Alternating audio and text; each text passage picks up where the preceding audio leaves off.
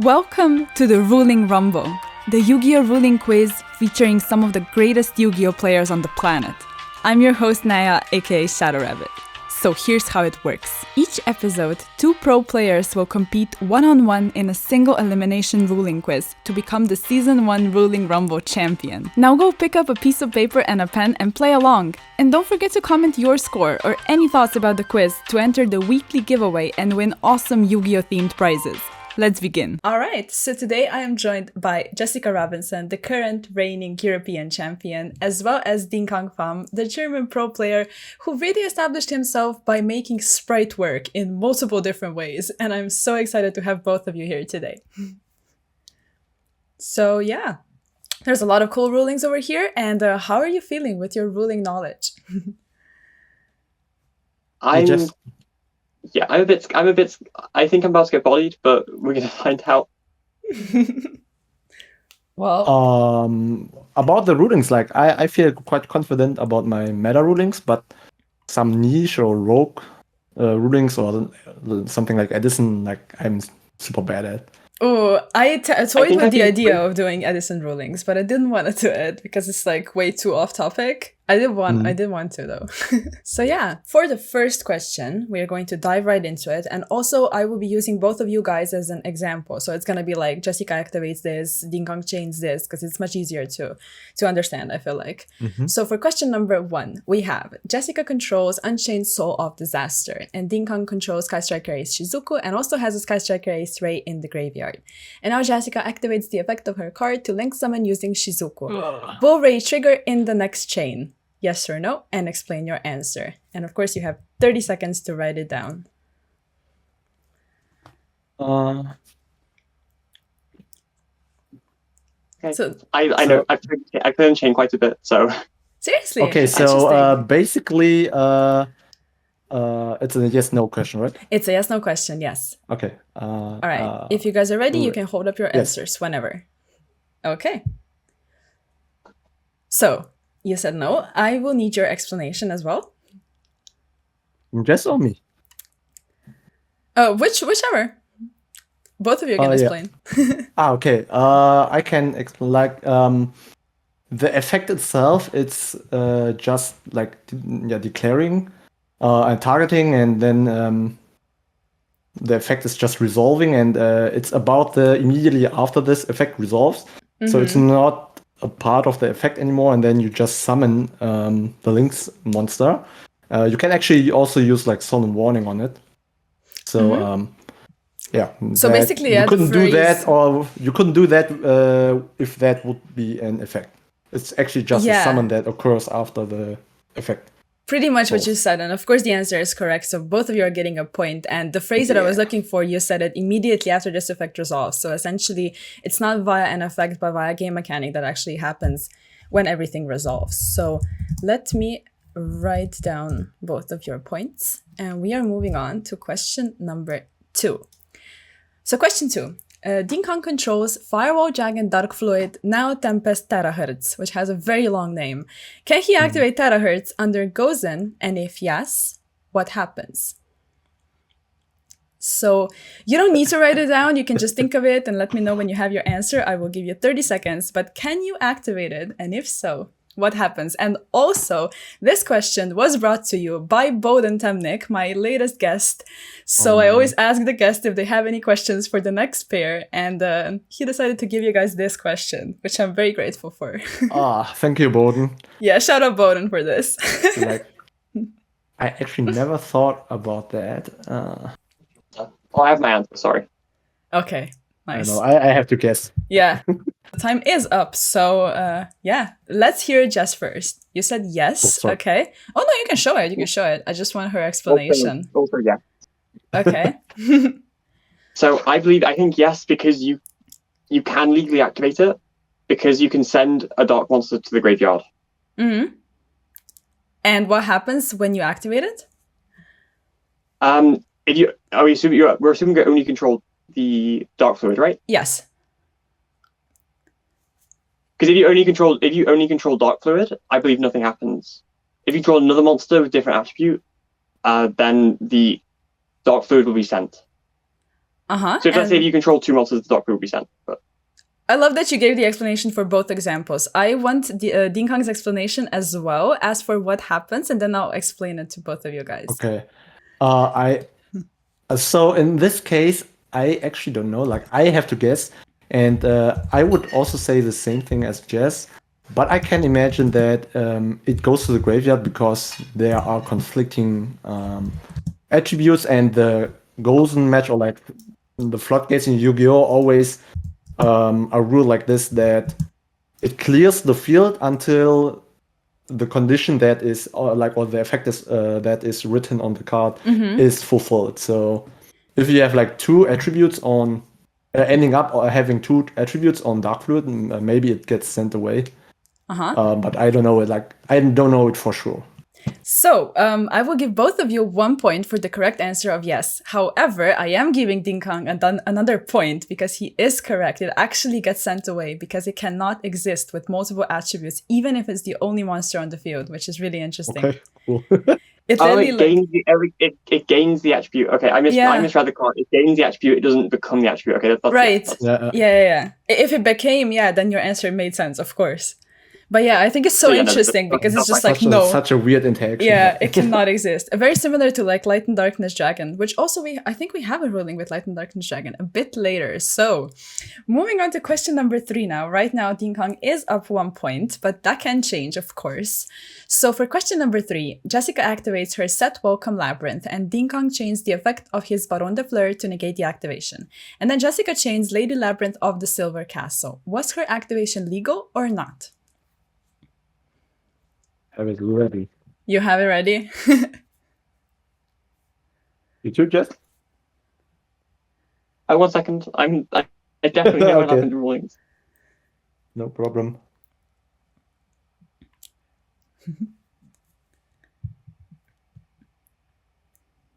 Okay. All right. So what is the answer? Yes, and you said no. Okay. I love this. The answers are different.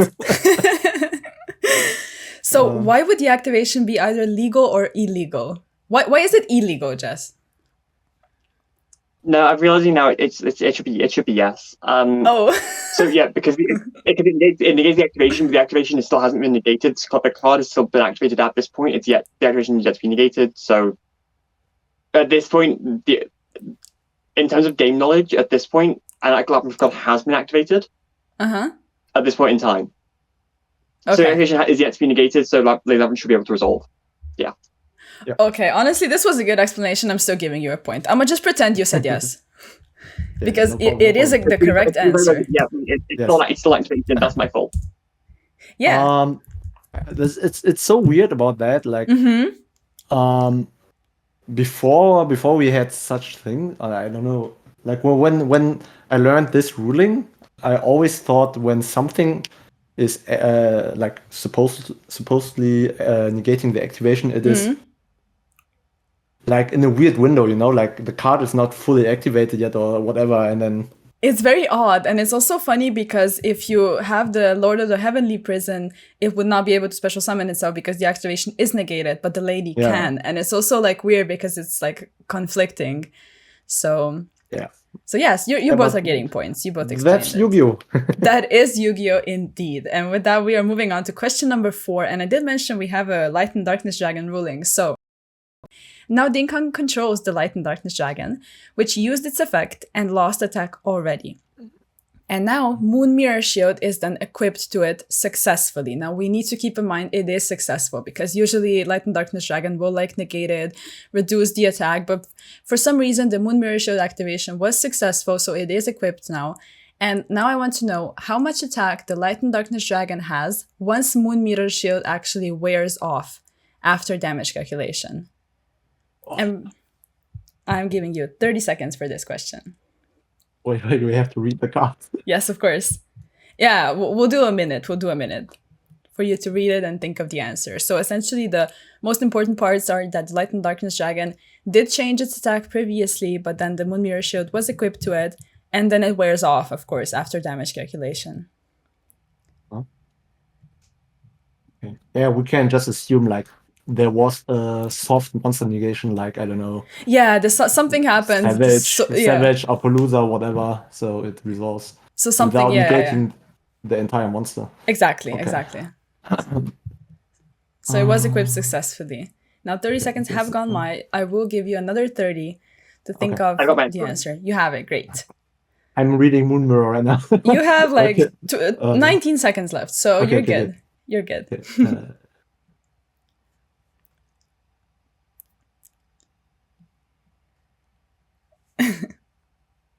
Okay. Okay. So we have 3, 2. Wait. 1. What do I have to hold up? I want to know what happens to its attack. So you can just 100 points. Pretty much. Yeah. Attack points, explanation, whatever you want, whatever you think is the correct answer. I don't have a paper. Okay, then you'll just explain it. If you want to explain first, so you don't see the answer, then I guess. Oh, you can just go. Sure. Okay. Let me do first. So, you don't stop moving. We believe you. I know that attack stats or death stats are getting frozen. So it gains 100, but only for the duration, right? Damage calculation. Yeah.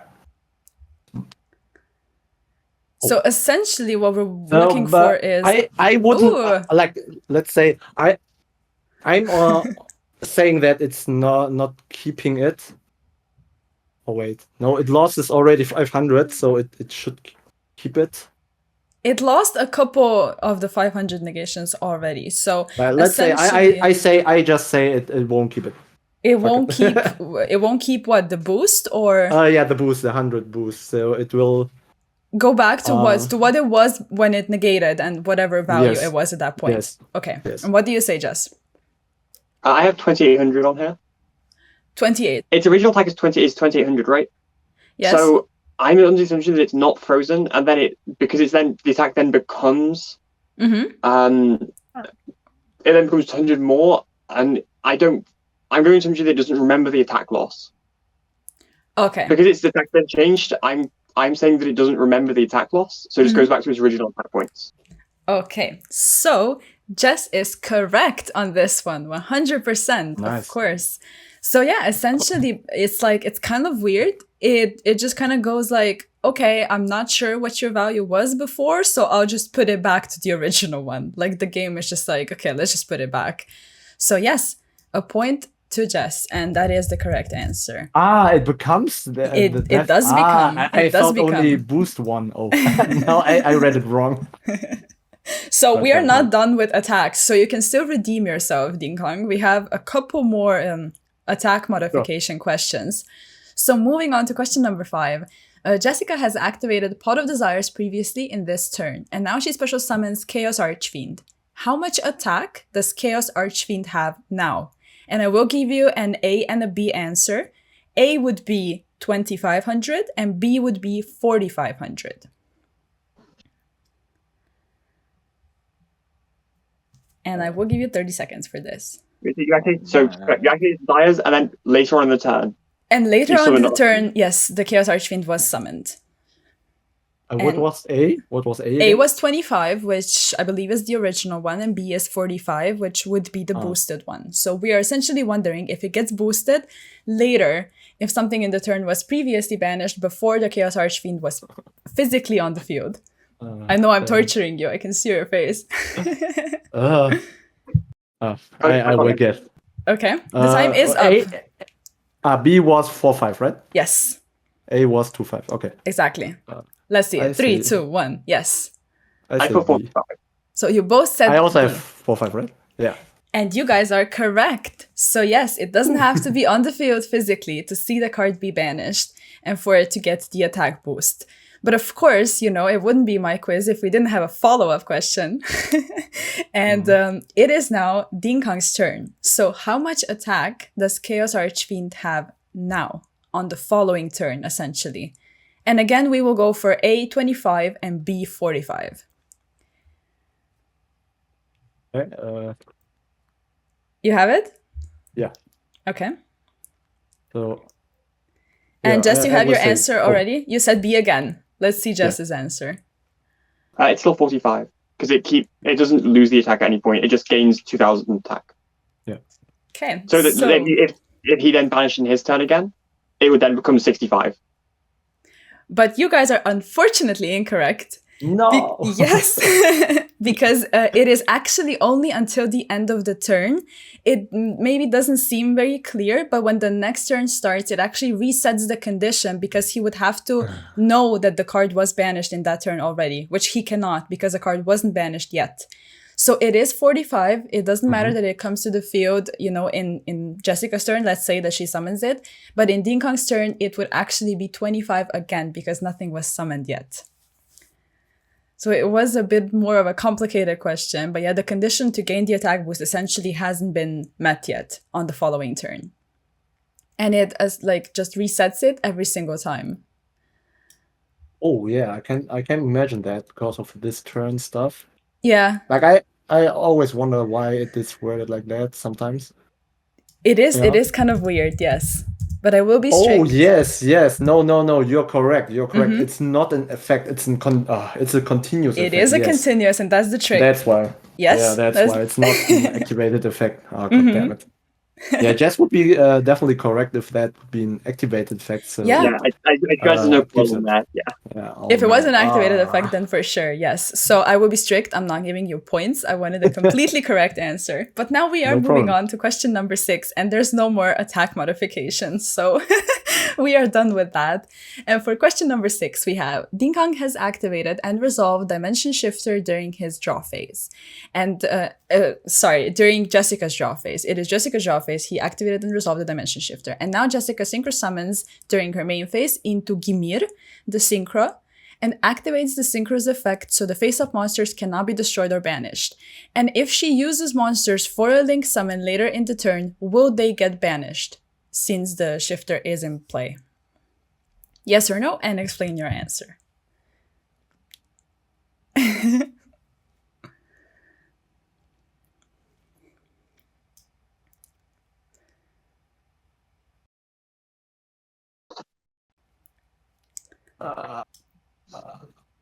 It is kind of weird. Shifter stuff is always weird. Shifter, Lancia, all of that. So you have 5, 4, 3, I would just 2. I have to guess. 1. Okay. So let's see your answers. What was no? I forgot already. No is they're not getting. So no is like they. Wait, what? Yeah, they get banished, right? Do they get banished? I mean, you said banished anyway, Jessica, so you're good. I wanna also say banished. Yeah. So you just got confused with the yes and no. So you both think that they are getting banished. I should write it down. I will write it down now.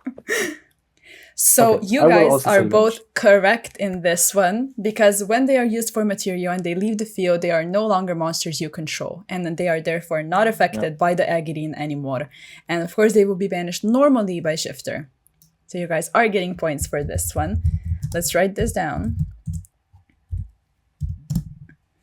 So moving on to question number 7. Okay, so this one is essentially, it's a theoretical question, and the question I'm trying to ask you is, how would you solve this?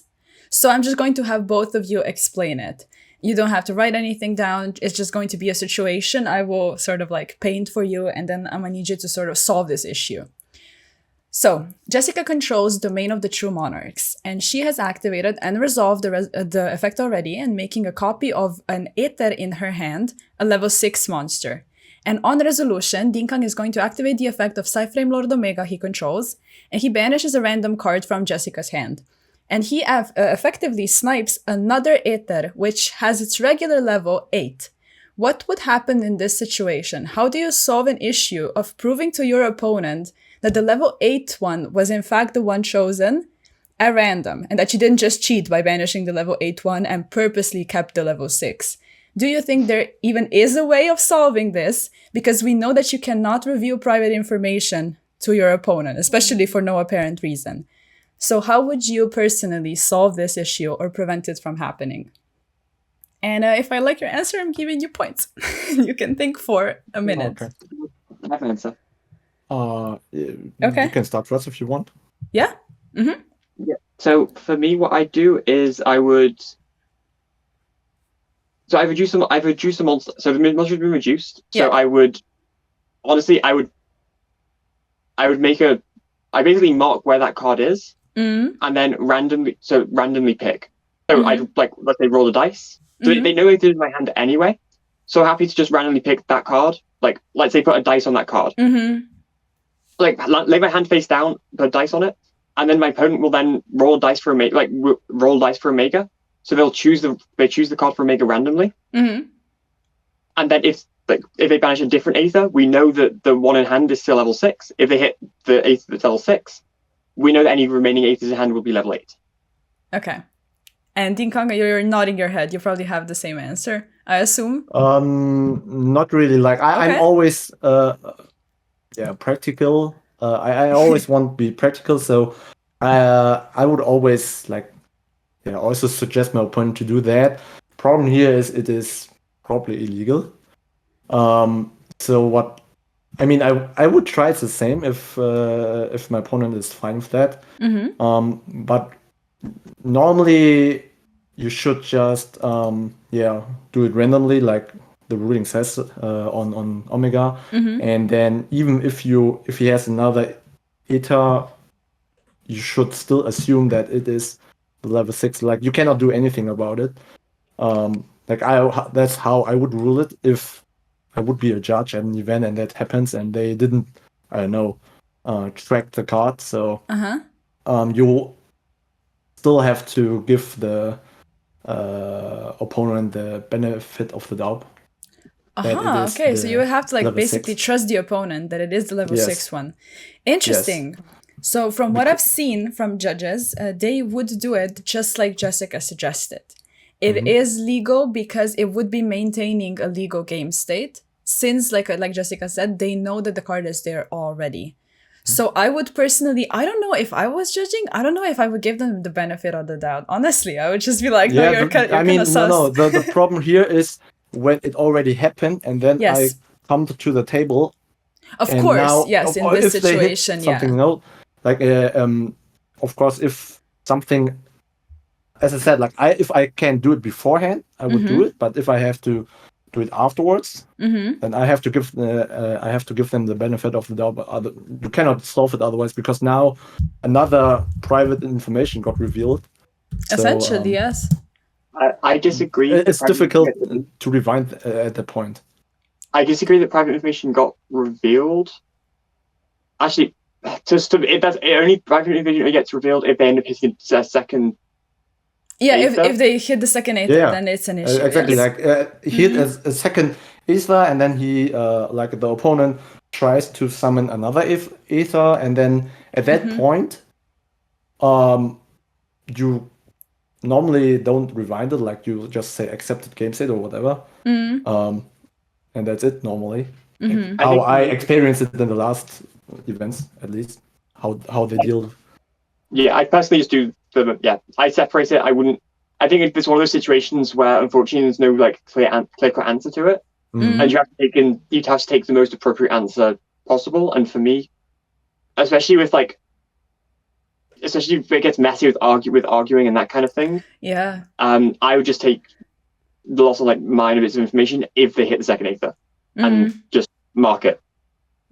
Yeah. Of course. No, I agree 100%. I'm giving you both of you points because both of you did argue for the fact that if you can mark it, that you should mark it. And I think that would be the correct solution. That sounds so illegal. I mean, it's like I read this actually on Judges Lounge. So shout out to Judges Lounge for having these kinds of, topics of conversation, I guess. And a lot of people that were admins or moderators or whatever, they said that they would rule it that way, that it is legal and that you have to maintain basically legal and a fair game state so that it would be okay. So, yeah. All right. So moving on to question number 8, which isn't hypothetical anymore. It is going to be very much a factual thing. So, Dinkan controls Ohime the Manifested Mikanko, and it is equipped with double-edged sword. And the monster is in defense position. And now Jessica attacks it with Blue Eyes Chaos Max Dragon. How is damage calculated in this situation? Please give us a minute again. Yes, of course. I will give you wait. Jess is having Chaos Max in attack, attacking my... your defense position, Mikanko, Ohima. Yeah, that is equipped. Okay. Yes. Okay. And I just want to know how the damage would be calculated in this situation. Mm-hmm.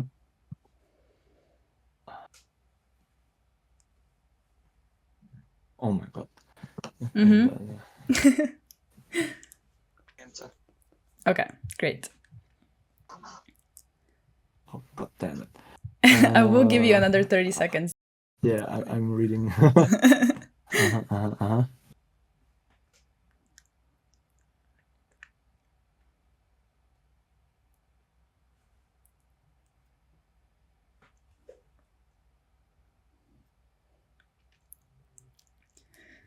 Like, the longer you look at it, the more confused you look. I'm more confused about the card text. It is very weird, but the time is up, so Okay. I'm going to need you to guess. to just Okay, sort of let me wing start. it. Let me start. I will flip the coin in my head. Okay. So I've got percentage on the back of this. So Great. Okay. Amazing. Like my knowledge about stuff like that is that turn players get damage first, but I would just say it will end on a draw. It will end on a draw. Answer. Okay, so your answer is that I both would. of them are taking damage. Okay. What do you say, Jessica? I don't know.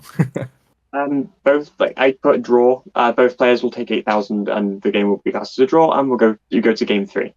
Or if players previously win a game, they win the match. So you both put draw. That's very interesting. Sadly, both of you are incorrect when it comes to this. And actually, the controller of the Chaos Max would take double battle damage twice because of both of the effects. So, yes, it's very funny, but yeah, the Chaos Max is classified in one of these types of effects where essentially if this situation arises, the controller would take the double battle damage twice around. So they are completely dead. So there is no draw. It's just like, what did you even attack? Is essentially the outcome of this. Yeah, it's. I think it's about the Mikanko. So the opponent takes, like, only opponent takes the battle damage is. Like, the restriction itself, it's worded stronger than the both people get damage. It's like always in Yu-Gi-Oh! Like the heavier restriction wins all the time. So some of these ones do function it prevents that way. you. Literally, it's worded like preventing you having damage. Yes. And then preventing something is always stronger than allowing something in Yu-Gi-Oh! So yeah, that's a good point, actually. Yes. Now this next one is going to be a bit easier because I did do a couple hard ones for you guys. So Jessica controls a face-up Teni Vishuddha and a set Sword Soul Blackout, and Dinkan controls Traptrix Sarah, a Traptrix Rafflesia with no materials, and a set Traptrix Holotea. And now Jessica activates Blackout, targeting her Vishuddha and Dinkang's Rafflesia and the set card as well. And then Dinkang chains the set card, special summoning it as a normal monster. What happens in this situation? And I have ABC answers for you guys. So, in the case of A, Blackout won't destroy anything. In the case of B, Blackout destroys Rafflesia and Vishuddha, but not Holotea. And in the case of C, Blackout destroys everything still. And I will give you 30 seconds for this. It's only... Wait, what monsters are on field now? A is nothing. B is Vishuddha and Holotea, and C is everything. B is Vishuddha and Rafflesia, but not Holotea, and C is everything. Oh, wait, which monsters are on field right now? There's a Vishuddha that was targeted. There is also a set card, which turns out to be a Holotea, and a Rafflesia, which doesn't have any materials, and also a Traptrix Sarah, just because you're playing Traptrix. Okay. And if you need me to repeat the ABC again so you don't get confused by which answer is which, of course I will do that. Which one was like B? What was B again? B was Blackout will destroy Rafflesia and Vishuddha, but not Holotea. Okay, I have my answer. Okay. So you said B and Jessica said B. Nice. So you guys are correct, of course. And essentially the explanation here would be... Actually, I'm going to let you guys explain it. Either one of you can. You want to explain because you have the German national story. Okay. Yeah. At German nationals, I got wrecked by that because I thought Rafflesia was protecting the trap trick cards like Huggin, like Mudcracker, whatever, that where if the card itself will also be destroyed, it cannot be the replacement of the destroyed card, of the other destroyed card, but Rafflesia actually protects the trap trick monsters regardless, even though she gets destroyed too. So that's why Holotea is not destroyed, because Rafflesia applies even though she's destroyed at the same time. But at that time, when the destruction happened, the effect still applies to Holotea. So that's why it's not getting destroyed. So you're saying that the first part of the effect would protect the trap tricks monsters, but it doesn't. Yeah, is your explanation. So since it doesn't it protects the trap trick monsters, because it doesn't say it will protect it instead. Like it's not a replacement like Huggin or Mudcracker or whatever, because it's just a protection effect that applies as long as Rafflesia is on field. And since Rafflesia and Holotea are targeted at the same time, they are still the protection effect still applies to Holotea when Blackout resolves. I have a bit different perspective that I don't know if this is the case. I just notice with all trap monster rulings, because it's no longer the Holotea. I don't know if it is or not, but I suspicion that Holotea might, aside from obviously there is this Rafflesia ruling, which is relevant, but also Holotea isn't it's no longer treated as a trap card, so it could be treated as a different card. For example, if you MST Holotea and they chain it, special summon it, it's no longer a trap card. So that is why I was a bit confused by Dean Kong's answer. Yeah, because B is correct, but that was the explanation I was looking for that Jess actually gave, because it's not a trap card anymore. I do love your entire story when it comes to all of this. Because I didn't read it's not a trap card. Yeah, it is not a trap card. It's the same as I should read the cards. At first, I didn't want to put this in because I was like, they're just going to read it and no, but apparently not. I'm not good at reading cards. No, but yes. Phantom Knights of Shade Brigandine, I think. If you MST chain, it's a different card now. Okay. Oh, Shade Brigandine is also not treated as a trap card anymore? I believe so, yes. Yeah, when it is like that, then for sure. Yes, and it is not the same card anymore, so essentially that's why it also... Yeah, it's not the trap card, Yeah, that's why also B is the correct answer. So we are down to our very last question, but I will count the points before we move on any further. So let me see. So Jessica has 1, 2, 3, 4, 5, 6, 7 points, and Dean Kong has 1, 2, 3, 4, 5, 6, 7 points. Okay. So the last question is going to decide, basically. And it is actually, we'll see how easy you find it. The 10th question is, Dean Kong controls a face-up Rescue Ace Hydrant, and he attempts to activate Alert to add a Rescue Ace monster from his deck because he doesn't have any Rescue Ace monsters in the graveyard. Was the activation legal? Yes or no? And explain your answer. Wait, what? What? Like, I have Hydrant? You have the Hydrant and you activate Alert, but you don't have any Rescue Ace monsters in the graveyard. And you're just attempting to add it from the deck directly. Is the effect of Hydrant relevant? Of Hydrant? No, Hydrant just has to exist. If you read Alert, it's going to make sense. Okay. So was the activation even legal, is my question.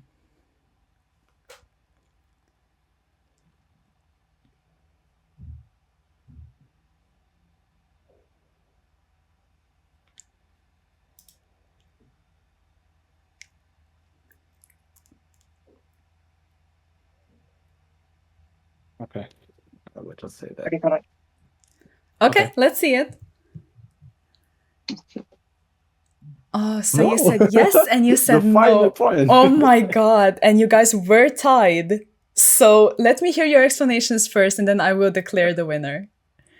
So I think that it could be either way. The main reason I'm thinking of no is because it says instead. So it assumes that there has to be a legal. If you can, so it has to. So okay, I'll rephrase. it has to control Hydrant on the resolution. So it's not like an activation condition or anything. It has to control Hydrant resolution. So if the Hydrant is then removed from the field, the card can no longer resolve as there's no rescue ace engraved or anything like that. So that's why you assume it's illegal in the first place. No, that's just. I think that's something that my thought process went to there because it can't. The card physically can't. In that case, the card couldn't be activated in the first place. The activation condition is met with Hydrant, but it says instead. So it's instead kind of assumes to me that there has to be a target in the first place. Okay. Because it says instead. What's your take, Ding Kong? So I thought the same. I literally thought the same. Ooh. And then I thought, I guess Jess will say that, and then I will say the other way around. No way! Like, I'm also more kind of like in Jess way, but I would just say maybe it's like Kong Kong, you know, like when you don't control a plant monster to tribute, and then you can tribute from your opponent or whatever, like stuff like that. That's like, I think that's like different because there's a cost involved. I know. But I would just try, you know. I would just try. Maybe it's right. So essentially, what Ding Kong is trying to say Wait. I'm not finished.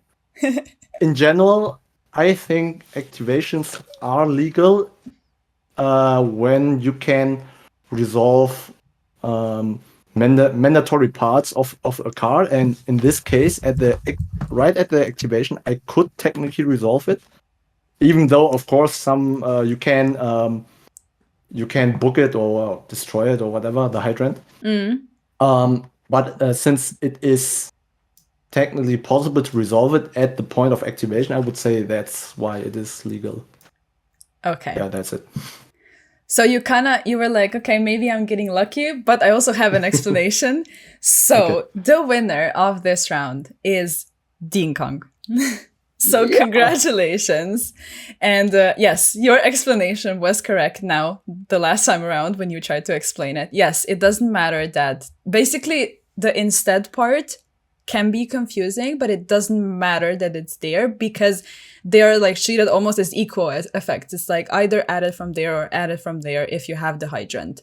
So the activation is 100% legal, and Ding Kong is the winner of this round by only 1 point. So congratulations to both of you for this amazing showing. And yeah, I really love both of your explanations for everything. You had great points. So congratulations to both of you. And I want to thank you so much for being a part of this. Hopefully you enjoyed and hopefully this was fun. Thank you.